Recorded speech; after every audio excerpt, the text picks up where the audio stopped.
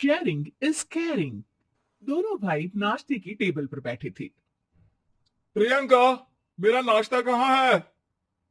भाभी, मुझे भी ऑफिस के लिए लेट हो रहा है। इस पर प्रियंका किचन में से दोनों के नाश्ते की प्लेट्स लेकर बाहर आती है। लो भाई, आप दोनों का नाश्ता। किसी को भी 1 मिनट का सब्र नहीं है। ये प्रियंका का ससुराल है, जहां कोई औरत ना होने की वजह से शादी वाले दिन से ही घर के साथ दोनों भाइयों की जिम्मेदारियां प्रियंका संभाल लेती है। दोनों भाई शांति से नाश्ता कर रहे होते हैं कि अंकुश अपने भाई की प्लेट से पराठे का एक टुकड़ा उठा लेता है। आपको पता है ना, मैं खाना शेयर नहीं करता, फिर भी मेरी प्लेट में से खाना जरूरी है क्या? अरे हद हो गई है, मुझे नहीं खाना अब। अंकुर गुस्से में नाश्ता छोड़कर टेबल से उठ खड़ा होता है। अरे, ये कैसा बिहेवियर है अंकुर? एक टुकड़ा ही तो है। एक हो या आधा, मुझे भूख लगी है तो ये सिर्फ मेरा ही है। उसे भी किसी के साथ शेयर करने बैठा तो भूखा नहीं रह जाऊंगा। अरे बाबा ठीक है, अब इस पर भी लड़ाई। दूसरा बना देती हूँ, पर प्लीज ऐसे खाना बीच में छोड़कर मत जाओ। इससे अन्न का अपमान होता है। ओ प्लीज भाभी, ऐसी कोई चीज होती ही नहीं है।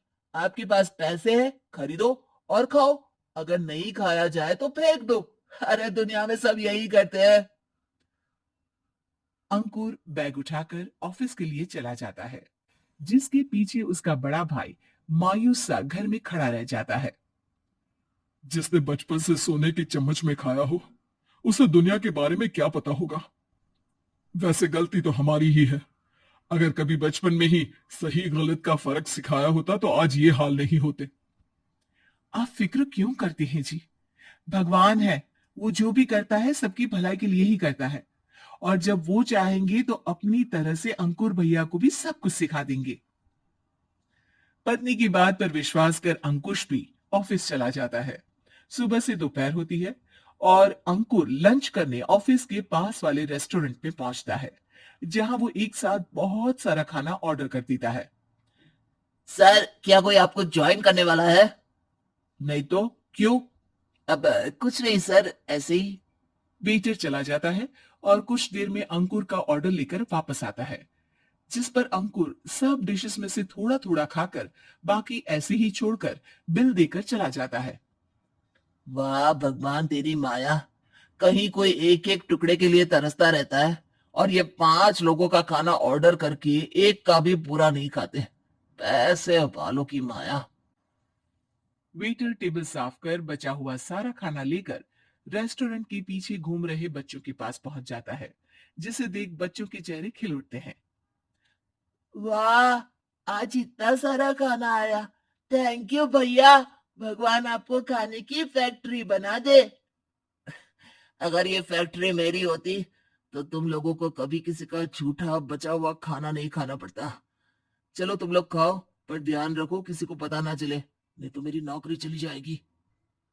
इसी के साथ दिन बीतता है और रात को दोनों भाई एक साथ घर पहुंचते हैं। कुछ देर में सब डिनर करने बैठते हैं, जहां अंकुश अंकुर को समझाने की कोशिश करता है। अंकुर, अगर हमें लाइफ में सब कुछ मिला है, इसका ये मतलब नहीं कि तुम उसका गलत फायदा उठाओ, बल्कि तुम्हें उसकी मदद से दूसरों को भी मदद करनी चाहिए। भैया, जिनके पास नहीं है उनकी वजह मैं तो नहीं ना। और ऐसे बहुत लोग हैं जिनके पास सब कुछ है। इसलिए अगर मैं एक इंसान कुछ नहीं करूंगा तो कोई फर्क नहीं पड़ने वाला। तुम्हारे भैया बस एक चीज समझाना चाहते हैं कि जिस चीज की हमारे पास कमी नहीं है, उसे बर्बाद करने से अच्छा है कि लोगों के साथ शेयर करें।